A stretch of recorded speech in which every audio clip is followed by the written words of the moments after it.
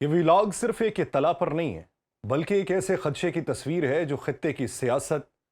خطے کی سلامتی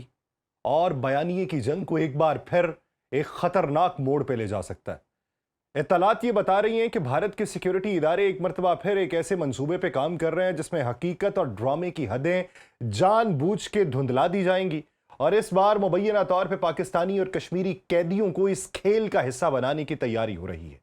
یہ معاملہ اس وقت اور سنگین ہوتا ہے جب یہ اطلاعات ہیں کہ بھارت کی مختلف جیلوں میں موجود ان قیدیوں کو ایک خاص مقصد کے تحت اکٹھا کیا جا رہا ہے۔ یعنی یہ کوئی معمول کی انتظامی کارروائی نہیں ہے بلکہ ایک ترتیب شدہ منصوبہ ہے۔ اس کا بنیادی ہدف ایک ایسا واقعہ تخلیق کرنا ہو سکتا ہے جسے بعد میں دہشت گردی کے کسی بڑے حملے کی شکل دے کر عالمی سطح پر پیش کیا جائے، اور اس کے فوراً بعد ایک منظم میڈیا مہم کے ذریعے پاکستان کو مورد الزام ٹھہرا دیا جائے۔ لیکن ٹھہریے، اس کے پیچھے اور کون ہو سکتا ہے؟ اسی پر بات اس ویلاگ میں۔ آپ سب پر سلامتی ہو، میں یاسر رشید ہوں اور آپ دیکھ رہے ہیں سنو نیوز۔ ناظرین، اگر ہم ماضی کی طرف نظر ڈالیں تو پلوامہ اٹیک ایک ایسا واقعہ ہے جس نے پورے خطے کو جنگ کے دہانے پر لا کھڑا کیا تھا۔ اس واقعے کے بعد بھارت نے فوری طور پر پاکستان پر الزام عائد کیا، مگر وقت گزرنے کے ساتھ ساتھ یہ سوال شدت اختیار کرتے چلے گئے کہ اس حملے کے شواہد کہاں ہیں، اس کی تحقیقات کہاں ہوئیں، اور وہ کون سی ٹھوس بنیاد ہے جس پر ایک پورے ملک کو ذمہ دار ٹھہرا دیا گیا۔ عالمی سطح پر کئی حلقوں نے اس بیانیے کے اوپر سوال اٹھائے، لیکن بھارت نے ان سوالات کا کبھی تسلی بخش جواب نہیں دیا۔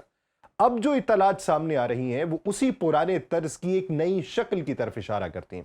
فرق صرف یہ کہ اس بار اگر واقعی قیدیوں کو استعمال کیا جاتا ہے تو اس کا مطلب یہ ہوگا کہ ایک منظم انسانی استحصال کو ایک سیاسی ہتھیار کے طور پہ استعمال کیا جائے گا۔ یعنی وہ لوگ جو پہلے ہی قید میں ہیں، جن کی آواز باہر نہیں پہنچتی، انہیں ایک ایسے کھیل میں دھکیلا جائے گا جس کا انجام نہ صرف ان کے لیے بلکہ پورے خطے کے لیے خطرناک ہوگا۔ یہاں ایک اور پہلو بھی بہت اہم ہے اور وہ ہے میڈیا کا کردار۔ ماضی میں دیکھا گیا ہے کہ جیسے ہی کوئی بڑا واقعہ پیش آتا ہے، اس سے پہلے کہ تحقیقات مکمل ہوں یا حقائق سامنے آئیں، ایک مخصوص بیانیہ پوری شدت کے ساتھ دنیا کے سامنے رکھا جاتا ہے۔ T V channels, social media, سرکاری بیانات ایک ہی سمت میں چلنے لگتے ہیں اور یوں پھر عوامی رائے کو ایک خاص رخ پہ موڑ دیا جاتا ہے۔ بھارت میں عموماً ہمیں پاکستان کے خلاف یہی دکھائی دیا۔ اگر اب کی بار ایسا ہوا تو اصل سوالات دبیں گے اور ایک بار پھر حقیقت جو ہے پس منظر میں چلی جائے گی۔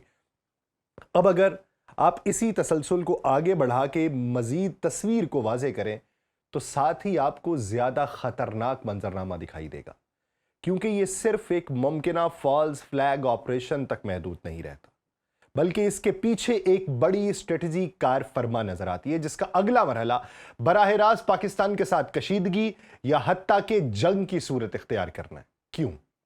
یہ سمجھنا یہاں ضروری ہے کہ اس وقت خطے میں جو سب سے بڑی کشمکش جاری ہے وہ ایران، اسرائیل اور امریکہ کے درمیان تناؤ ہے، اور اس تناؤ کو کم کرنے کے لیے پاکستان خاموشی سے مگر مؤثر انداز میں مختلف ممالک کے ساتھ رابطے کر رہا ہے۔ سفارتی سطح پر یہ کوشش کی جا رہی ہے کہ کسی طرح یہ جنگ پھیلنے سے پہلے ہی روک دی جائے،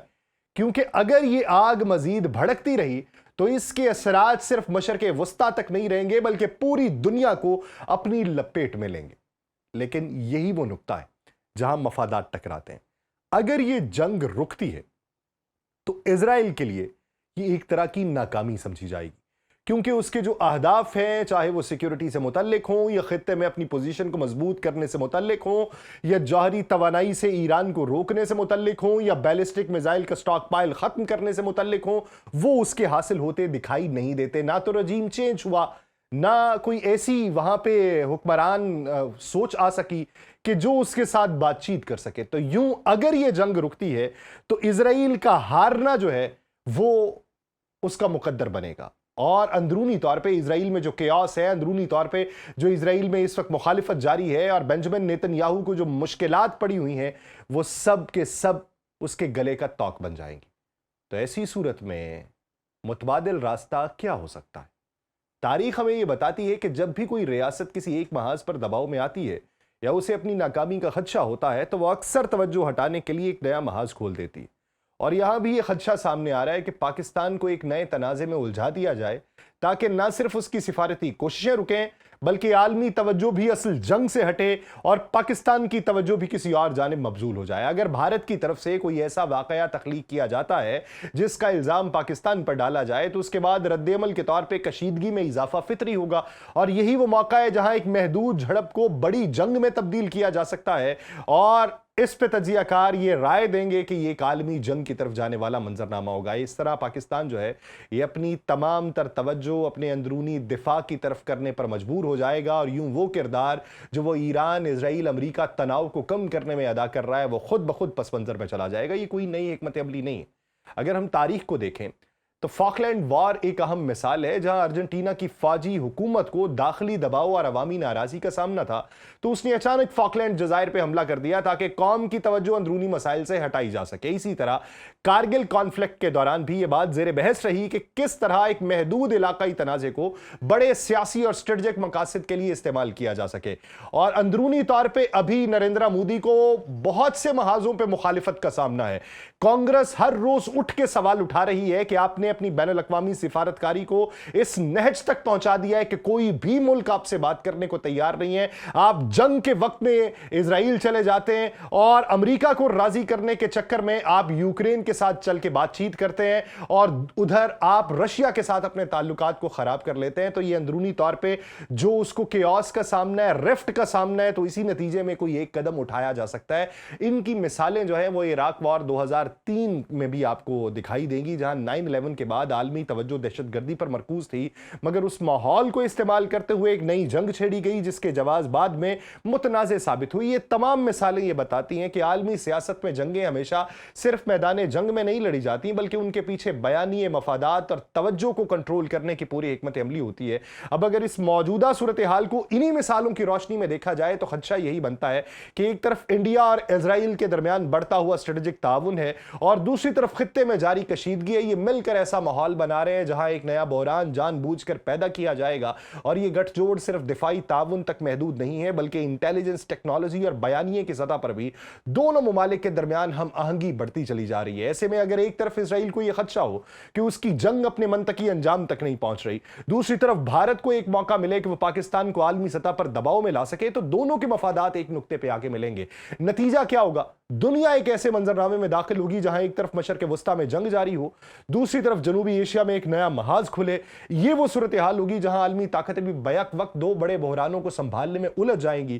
اور کسی ایک مسئلے کا حل نکالنا مشکل ہو جائے گا، اور یہی اصل خطرہ ہے، کیونکہ جب جنگیں ایک دوسرے سے جڑ جائیں، جب ایک خطے کی آگ دوسرے خطے تک پہنچنے لگے تو پھر اسے بجھانا آسان نہیں ہوتا۔ ایسے میں ایک چھوٹا سا واقعہ، ایک تیار کیا گیا بیانیہ یا ایک غلط فیصلہ پوری دنیا کو ایک ایسے راستے پہ ڈال سکتا ہے جہاں سے واپسی مشکل ہو۔ اسی لیے اس وقت سب سے اہم چیز صرف یہ نہیں کہ کیا ہو رہا،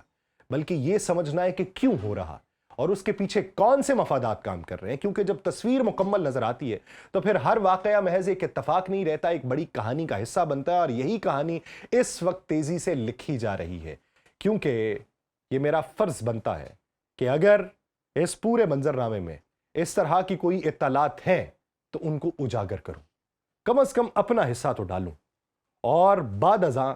اگر اس سے باز رہنے کی کوئی ترغیب، کوئی اصلاح، کوئی تھوڑی سی عقل مخالف کے ذہن کے اندر آ جائے تو اس میں میرا حصہ بھی شامل ہو کہ میں نے اس سے پہلے آگہی فراہم کر دی تھی، کیونکہ اس وقت سفارتی سطح پر اس کے اثرات بہت گہرے ہوں گے اگر یہ معاملہ ہوتا ہے۔ ایک ایسا واقعہ جسے دہشت گردی سے جوڑ دیا جائے وہ فوری طور پہ عالمی توجہ حاصل کرے گا، پھر اس کے نتیجے میں پابندیاں، دباؤ، سیاسی تنہائی جیسے اقدامات آئیں گے، اور یہ سب کچھ ایک منصوبہ بندی کے تحت ہو تو پھر یہ صرف ایک واقعہ نہیں، ایک مکمل اسٹریٹجک آپریشن بنتا ہے جس کا مقصد عالمی بیانیے کو اپنے حق میں موڑنا ہوتا ہے۔ اور اپنے حق میں موڑنے کی اس وقت کس کو ضرورت ہے؟ پاکستان کو یا بھارت کو؟ اس ملک کو کہ جس کے ساتھ تمام تر ممالک سفارتکاری کر رہے ہیں کہ جنگ روکی جا سکے، یا پھر اس ملک کو